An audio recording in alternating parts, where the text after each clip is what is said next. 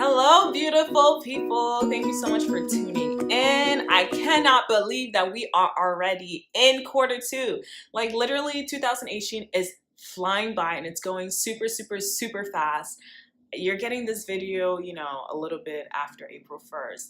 And so it's past Easter. I really hope that you enjoyed your Easter, that you're reminded of the reason for the season, reminded of what Jesus Christ did on the cross and how much love he has for you and the sacrifice he made for you that allows you to walk in freedom and in boldness. And it's just amazing. Easter is literally my favorite holiday. And so I'm so pleased, to be spending time in church and with my family. So I hope that you really had a good time. So this video, I'm really going to align some of the advice and tips that I have so that we can move forward in quarter two like a boss, so that we can achieve our goals and we can conquer them, whether we did them in quarter one or not. So I'm going to share 3 tips with you guys today. 3 tips, okay? And I want to make sure that you also download the reflection sheet that I made for you guys. Make sure to do that. It's going to help you and it's going to align with some of the tips that I shared today. So go ahead and download that. So the first tip that I have is to reflect. Yes, reflect. I talk about reflection a lot because it's so key and not a lot of us do it. Not a lot of us like to just be quiet and sit by ourselves and just think through things. So yeah, reflect. What are those characteristics that allow you to succeed in quarter one? So January to, the end of March. What are the characteristics that were an impediment to your growth and impediment to, you achieving your goals? So I'm going to give you an example. For me, one of the things that I'm good at is I'm a pretty disciplined person. When I place things on my list, nine times out of 10, I do them. And so doing things and making sure things get checked off is not a hard thing for me. And it helps me in achieving my goals, right? Because you have to make it happen. But one of the downside is that I'm also very apprehensive. So I'll sit on an idea for way too long. And I'm not saying that it's bad to think through things and allow your thoughts to ruminate and figure it out and pray. That's not bad. But for it to go over an extended amount of time because of fear, really, that's where the root of it is. That's not okay. So that's been something that I've been working on in this season. And God has really shown me that, I'm very apprehensive and it stops me from going forward and moving forward and making decisions. And, they say, having no decision is a decision in itself, So don't think because you're not making a decision, that means that you haven't made one. You've made one. You've decided to stay stagnant.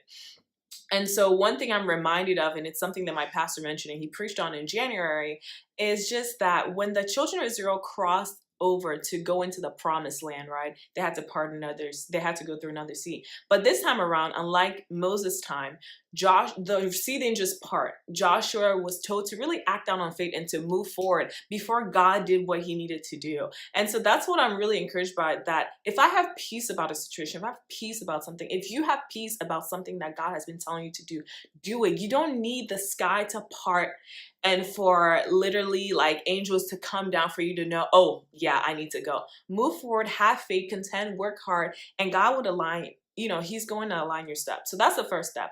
What is bad that you're doing? What are the characteristics that are good? Some of you guys, it's just having a bad morning routine. You snooze for 30 minutes. And I've realized that when you wake up and your routine is just all messed up and you're just rushing, it really sets a tone for your day. Like when I take the time to wake up and to pray and to eat breakfast and just walk at a slower pace before I get into the groove of things, it helps me just really have an effective day. So maybe that's it for you. Maybe you just snooze too much. So determine what it is that you're doing that's hurting you, and determine what it is that you did that, made you do good. Like, because I'm sure some of you guys, your quarter one was bomb, or you at least did certain things that were amazing. So pat yourself on the back for that too, and continue to do it.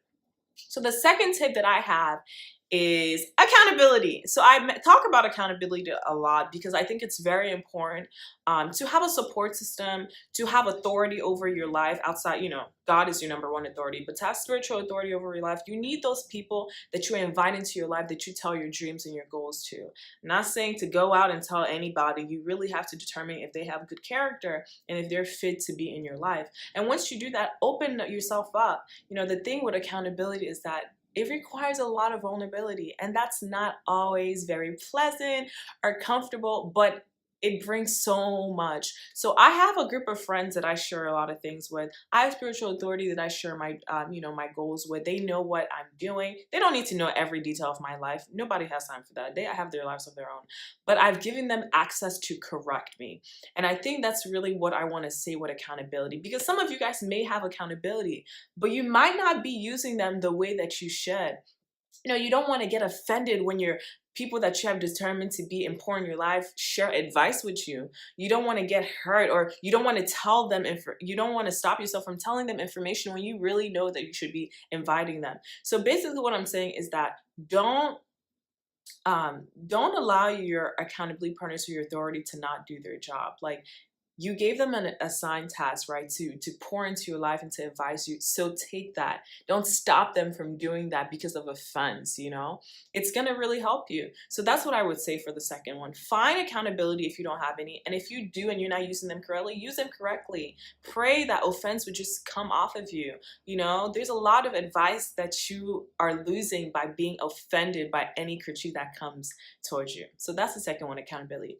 And the third one is taking small steps. So I used to be the type of person that I thought I have to take huge leaps, to do anything or to gain any goals or to conquer any of my goals. But that's not necessarily true. I think that a lot of incremental small step create bigger results.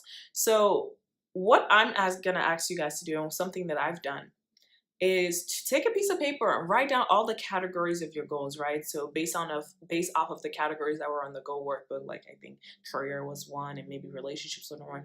Write all those categories and write under each category, write every single thing that you need to change.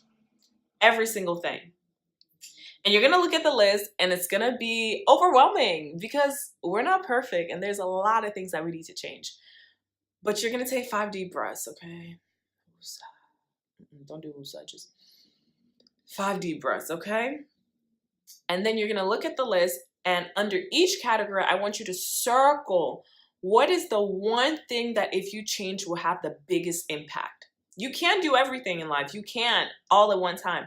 But what is that one thing under that category that if you change will have the biggest impact in comparison to the other things?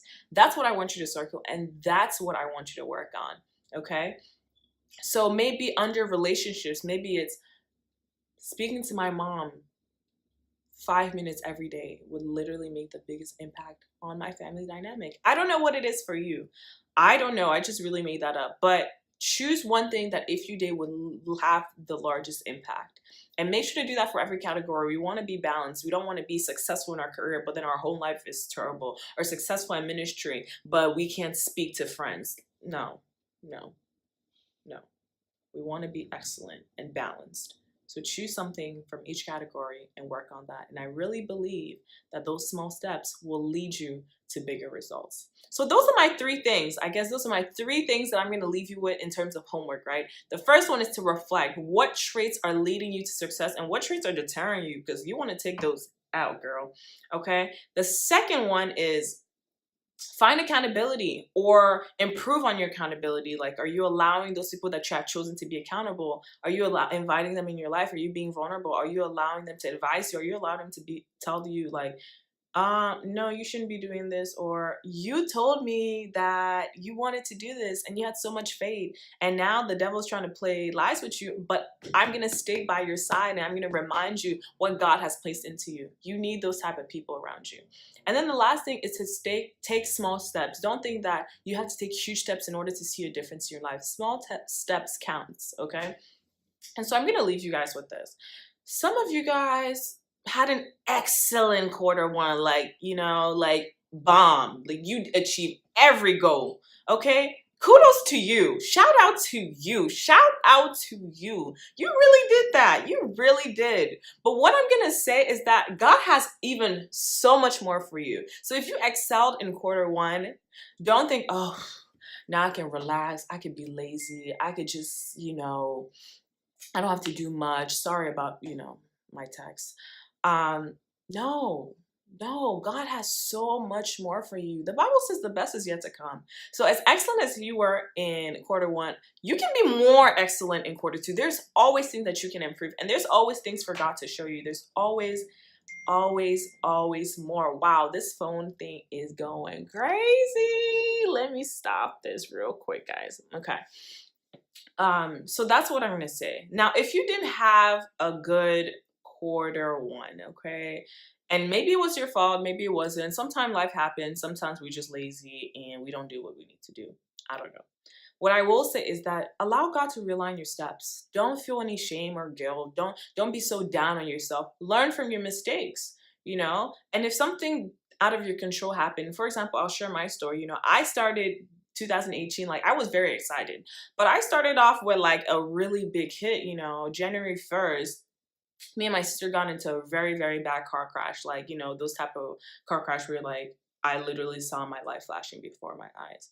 So it's very scary, and it's probably one of the scariest things I've ever gone through. And it took a lot of time to, you know, to conclude, you know, to find a new car, and there was so much paperwork here and there. So it was very stressful, and it was a very stressful way to start the year. But I realized that that incident helped me so, so much in building so many characters and characteristics that I really needed to continue on in life, honestly. And so with that, if there's anything in your life, if there's anything maybe even starting in 2018 that occurred that didn't go as planned, allow God to use it to help you move forward. Allow God to provide lessons through that. I really believe that God turns everything around for our good, even what the devil tried to use to harm us. You know, he tried to play games with my life, okay? But it didn't work. And it's not going to work for you too by God's grace. God is going to turn everything around for your good. And even those things that you didn't have control over, that just, you know, just life just happened, allow God to use it for your good. Learn the lessons. Don't just move forward and not learn. Learn the lessons and apply it moving forward. And if you were lazy or whatnot, don't beat yourself down.